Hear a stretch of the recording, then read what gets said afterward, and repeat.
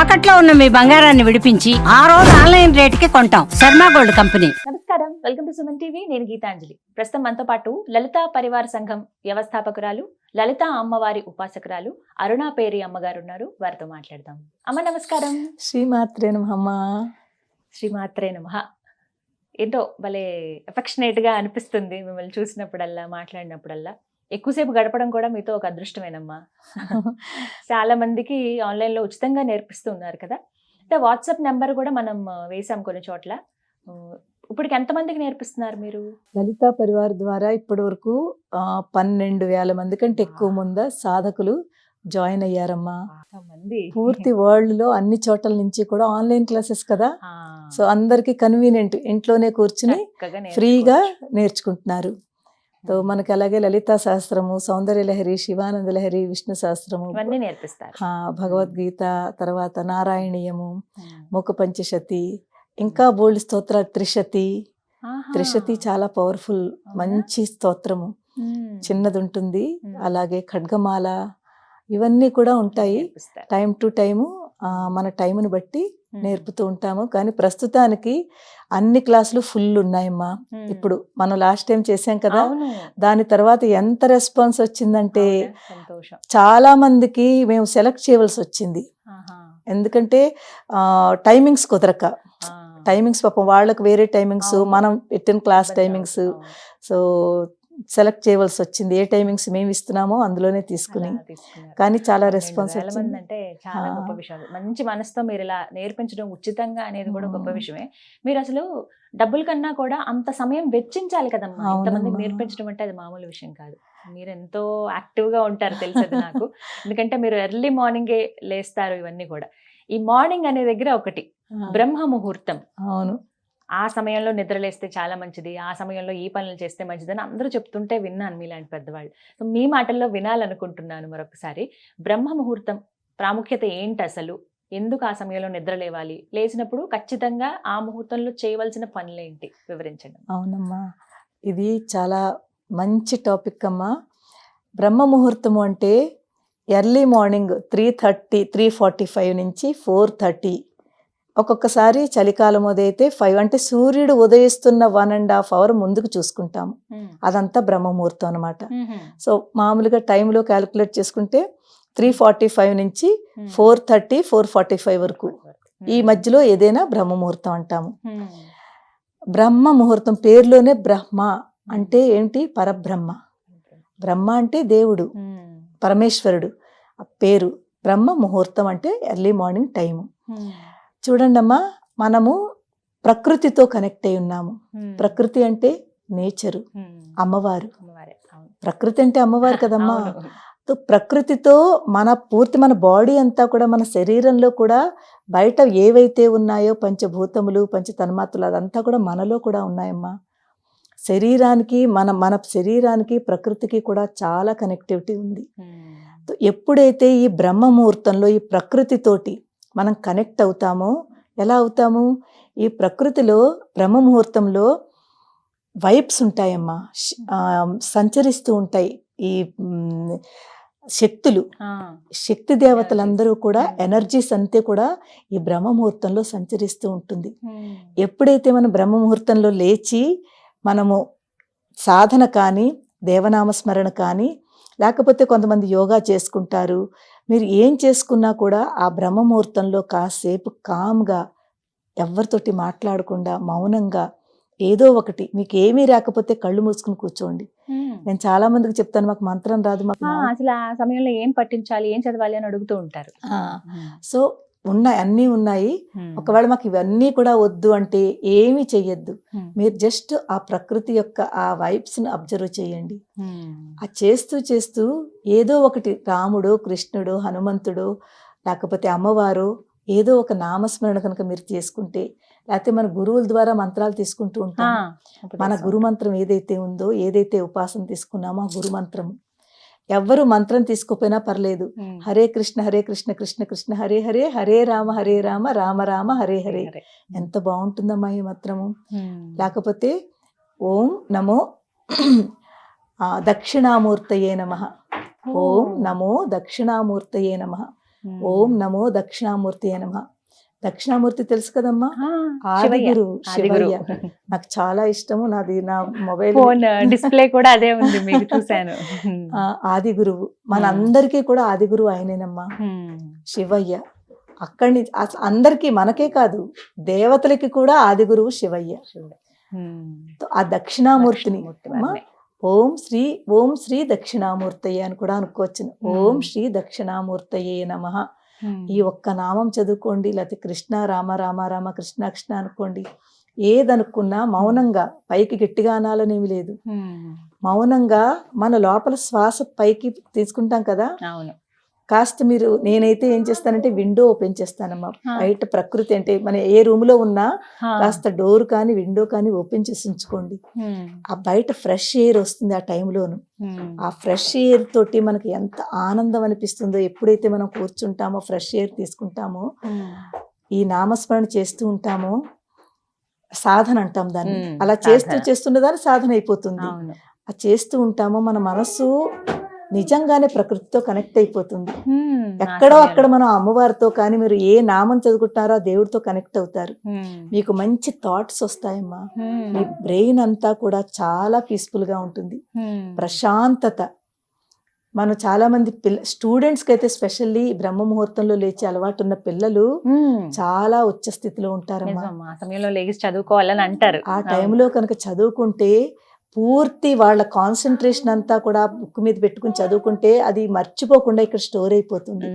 వాళ్ళు ఏదైతే చదివారో వాళ్ళ మెమొరీలోను వాళ్ళ యాక్టివ్ అవుతుంది, వాళ్ళ మెమొరీ. మన బ్రహ్మ ముహూర్తంలో మనం చేసిన సాధనకి మన ఈ చక్రాలన్నీ కూడా యాక్టివేట్ అవుతాయమ్మా. ఈ చక్రాలు సాధన మళ్ళీ అదొకటి ఉంటుంది. అమ్మా, ఆ సమయంలో మేము లలిత అమ్మవారి ఉపాసన చేస్తున్నాము. అమ్మవారి ప్రత్యేకించి ఈ నామాలు ఈ సమయంలో బ్రహ్మ ముహూర్తం సమయంలో స్మరించుకోవచ్చా అని అడుగుతూ ఉంటారు కొంతమంది. అలా ఏమైనా ఉన్నాయమ్మా?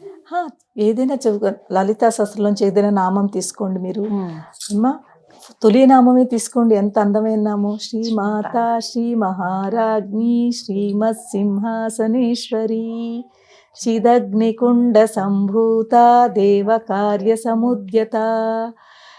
మనకి లలితా సహస్రంలో ఫస్ట్ లో స్టార్టింగ్ లో 7-8 శ్లోకాల వరకు ఉన్నాయి కదా, 10 శ్లోకాల వరకు. ఈ 10 శ్లోకాలు కూడా ఈ బ్రహ్మ ముహూర్తంలో మీరు చదివితే పూర్తి ఒక ధ్యాన ప్రక్రియ, పూర్తి ధ్యాన ప్రక్రియ. మీకు కనీసం ఒక 20, మీకు తెలియకుండానే 20-25 మినిట్స్ ఈ ఒక్క నామం చదువుతూ దాన్ని అర్థం చేసుకుంటూ మనం మన బాడీ మీద అప్లై చేసుకుంటే, ఉద్యద్భాను సహస్రాభా చతుర్బాహు సమన్విత. అమ్మవారు ఉదయిస్తున్న సూర్యుడు, 1000 సూర్యుల యొక్క కాంతి ప్రకాశము ఎలా ఉందో ఆ ప్రకాశంతో ముందు ఒక చిదగ్ని కొండ నుంచి ఒక ప్రకాశం వచ్చింది. ఆ చిదగ్ని కొండ నుంచి ఒక ప్రకాశమే ముందు వచ్చింది.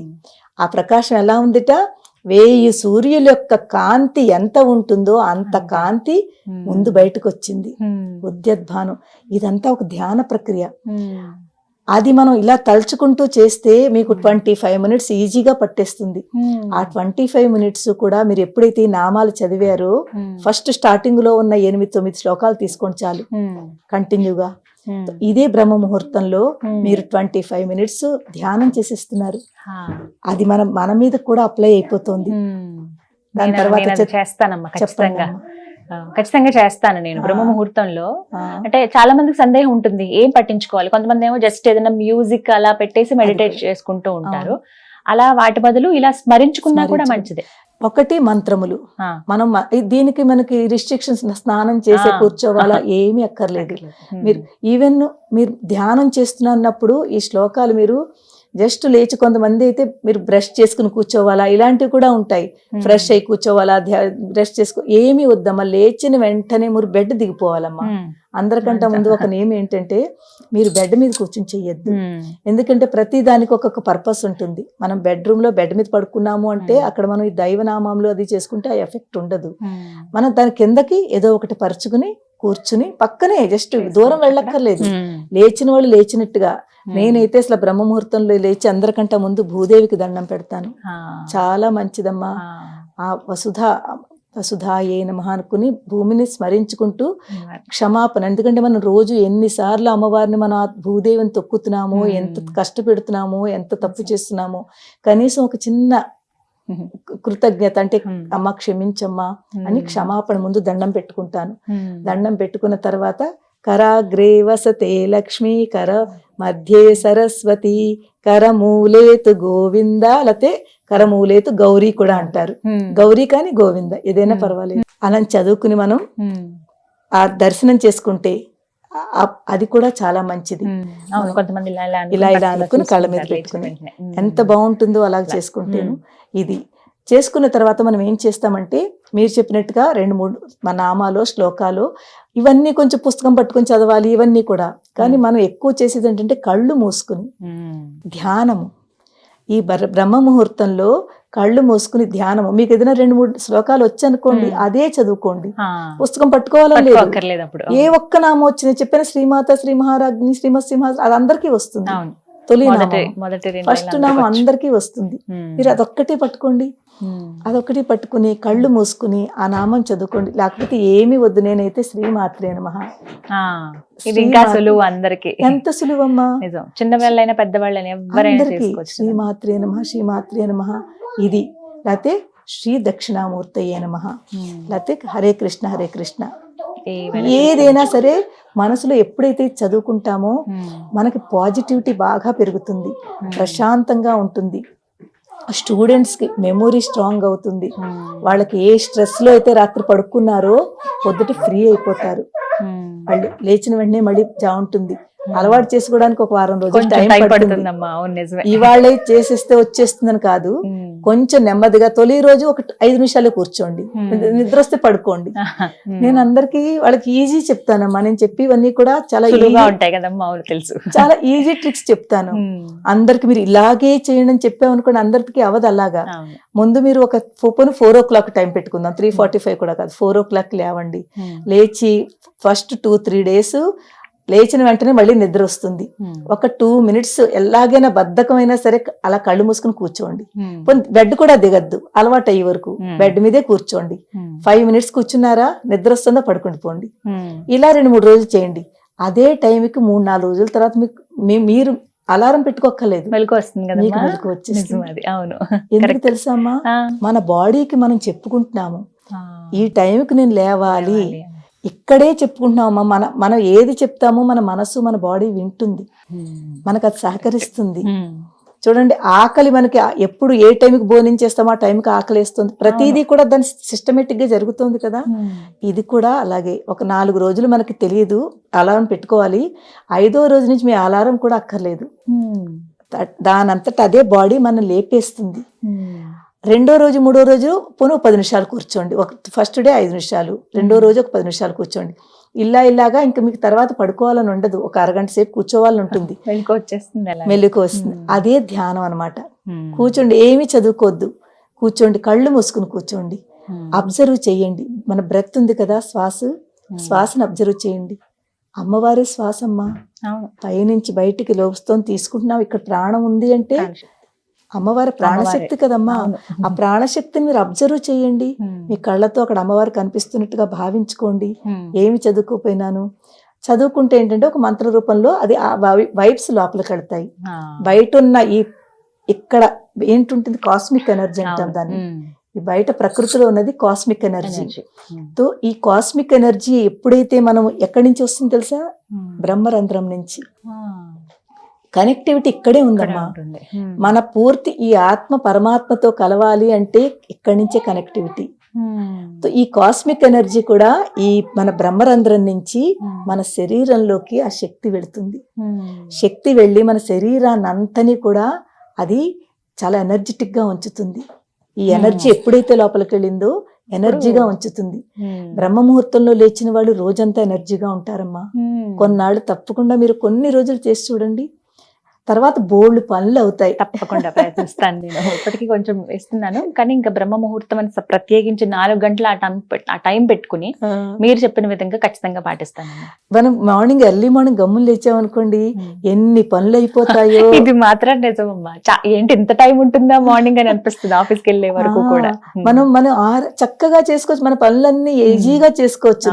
లేకపోతే మనం 9ంటికి 8ంటికి లేచామనుకోండి, ఎంత టైం మనకి వెళ్ళిపోయింది, అసలు మనం ఏం చెయ్యాలో టైంకి చేయలేకపోతున్నాం. హడావిడి, కంగారు, మళ్ళీ అందులోనే స్ట్రెస్, మళ్ళీ అందులోనే కోపతాపాలు, అందులోనే మళ్ళీ ఇవన్నీ.